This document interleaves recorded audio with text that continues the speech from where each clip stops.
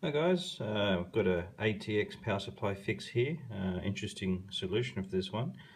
I've got a Cooler Power 550 watt power supply. Pretty decent quality, these power supplies. So it was, for me, it was worth fixing as a hobbyist. Basically it was putting out no voltage whatsoever. Obviously, yes, in case you're wondering, these caps here have been dissipated. I've checked the voltage and it also shorted the pins across the two pins. There's no voltage, so this is safe, and this is not plugged in at the moment, so in case you're wondering. So yeah, if you're going to be fixing anything, be very cautious as always. Make sure you know what you're doing. If you don't know what you're doing, then certainly don't play with electricity. That's my advice. Anyway, so with this one, I'll show you what between the 12 volt yellow there and the negative there, so in other words between here and here was a direct short I was measuring, and basically I thought it might have been the transistors back here. They were shorted out too. I thought I was just about to unsolder those and check them separately outside of the circuit, but I realised that the whole stack of things here are all shorted between the earth and the 12 volt rails. Whole stack of things, could have been loads of things. I thought, well, sure, it could be anything. Could be the wiring, could be even the connectors itself. I'll just show you that if I can. Doing it, holding the phone. So this is what I was getting. Direct short on my ohm meter. So all over the place was getting that with the transistors here as well. So I thought to myself, well, I better just check the connectors and everything else. Who knows, it could be wiring before I start unsoldering loads of things off the circuit board unnecessarily. Let me check it. And you know what? It was this SATA connector here. So that was the short I was getting, because that wire coming from the circuit board here into this connector was shorting between the 12 volt there and the earth right next to it. It's shorting it out. I won't be able to see it on this. Won't be able to see, I don't think, in there, but on the left hand side it's all melted plastic in there. Yeah, you can't, and on the just here you can see it. See, it's been hot and melted. Yeah, so actually I've checked an ohm meter across the two, and it directly is shorted. I'll just show you that, 1 second. Alright, so I've just got the pins in there by themselves. Notice that the yellow has got no wires connected to it, and it's direct short. So all I did was cut the wire. I was a suspect. I cut the wire just to reduce the possibility of diagnosis. So I just cut it initially, and then I realized when I rechecked it, it was actually came good. So yeah, because it was easy enough, even if it wasn't the problem, I can easily put a bit of heat shrink on it, reconnect it, solder it, and put the shrink the heat shrink on it, and have as good as new again. That's an easy fix. But funnily enough, that was the problem. Yeah. So I'll just leave that disconnected and come back in a second, and we'll power it up and I'll show you. Okay, I've got this live, so I've got to be extremely cautious with it. Obviously, it's got positive earth and neutral right there. Now I'm just going to turn the power supply on. Obviously, just going to bridge out the green wire, one of the earth wires. Just do that 1 second, and then I'll measure the voltage at one of the other Molex connectors and see what we can come up with. Okay. Yep, we're getting voltage 12 volts. So from the yellow and the black is now showing up 12 volts. So yeah, it seems to be working fine. I'll have it all put back together now and load it up with a graphics card and see what voltage it can hang on to. Back in a sec. Okay, welcome back. It's back in the box now. I've properly connected back up the active and neutral wires to the board, and I had those loosened, but then they're back on tight again, those transfer resistors. And I've cut that dodgy plug off. It's all corroded in there, and this is what was shorting out the power supply. So I decided to get rid of it completely. It's no point having it at all. Alright, so yeah, and I put a new lead on it. All I did was connect it up. Two of the wires here. The other two of the wires I went straight to the motherboard, just resoldered it underneath, because you've got all yellows are all connected together, and all the blacks are just all connected together. No difference from one big thick wire. They just like to have lots of thin wires.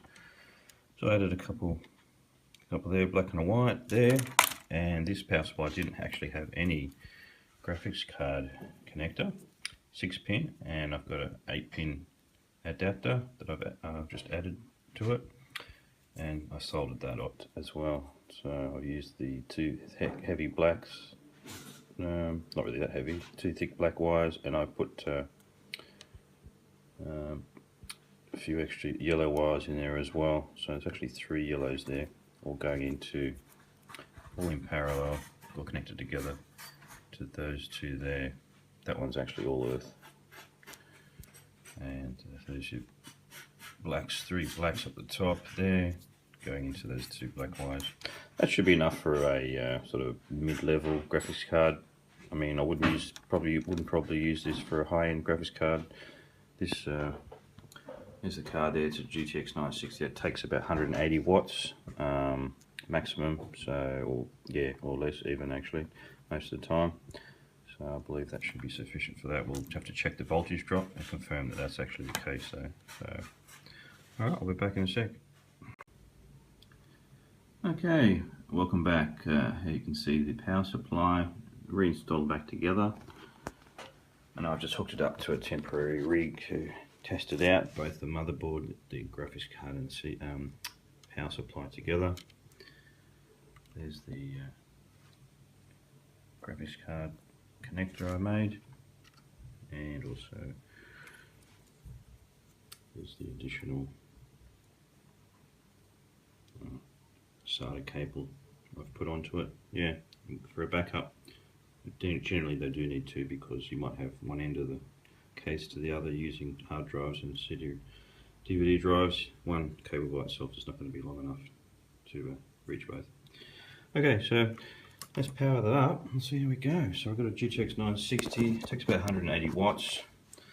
The motherboard, CPU and everything is roughly about 100 watts, maybe a little bit over. So we're looking at about 290 watts. Need to run consistently. From a 550 power supply, there should be no issues if it's running good. Now the voltage we're looking at is 1200 volts and above to start with, and under maximum load, probably no lower than about 11.6 volts. That's a little bit on the low side, but it's still okay, because the video card and such things won't actually cut out from low power until it gets to about 10.5 volts. So if you're running, say, 11.5, it's probably adequate, but I would prefer about 11.6 and above. Anything above that, it's enough. It should be okay. Let's have a look at that and check it out. Let's power it up. All right, what are we getting? 12. Yep, 12.1. Yep, a bit over 12 volts. Okay, computer's loading up. All right. 12.1, yeah, that's okay. Some of the higher power output power supplies I've seen generally start around 12.3 volts I've seen, but that's fine, totally fine. Okay, let's load that up and let's load up the everything and let's check it out. Alright, so we're going to load up the CPU 100% loading and the graphics card 100% loading at the same time. That will almost never happen in real life scenario of any situation, pretty much, at least not for very long. Alright, so we're going to use Prime 95 for this. Okay, so it dropped a little bit there, so that's running. Just leave that, and also to load up the graphics card, I use Furmark. That'll give it 100% loading as well. Alright. Okay, so I'll just do preset of Full HD 1080p. It's my generic one I use. Okay, let's go with that. Alright, so that's loaded up. What do we got for voltage? 11.8. It's not bad. It's okay. It's very decent. I mean, it's not a 700-800 watt power supply. The only difference between those and this is you get the 700-800 watt power supplies would hover around 12 volts till under full load, but not much above it. 12.05, basically around that figure. So that's pretty close. That's close enough. That's well close enough. It's not going to cause any issues at all. Yeah. So what do we got? You can see frames a second. Yeah. Running at 1080p. GPU power 98%. Yeah, that's running fine. Fan's going.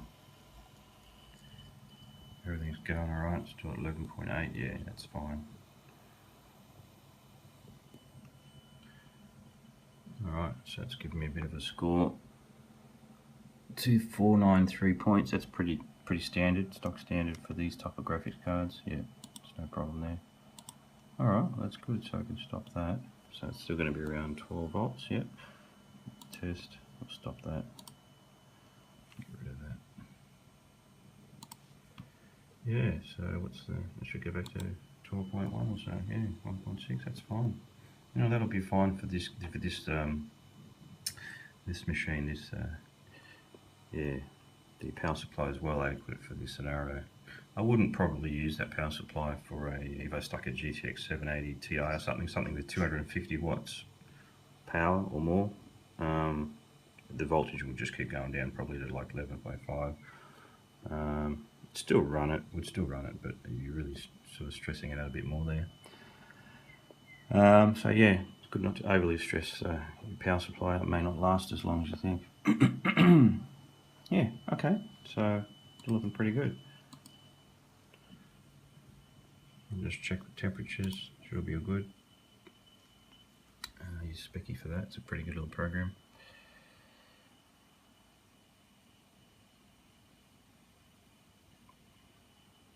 Okay, so yeah. Graphics card, yep, 44, yep. CPU about 46, yeah, it's alright, it's fine.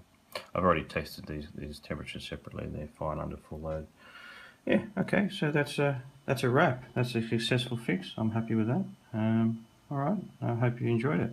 Thanks very much. Cheers.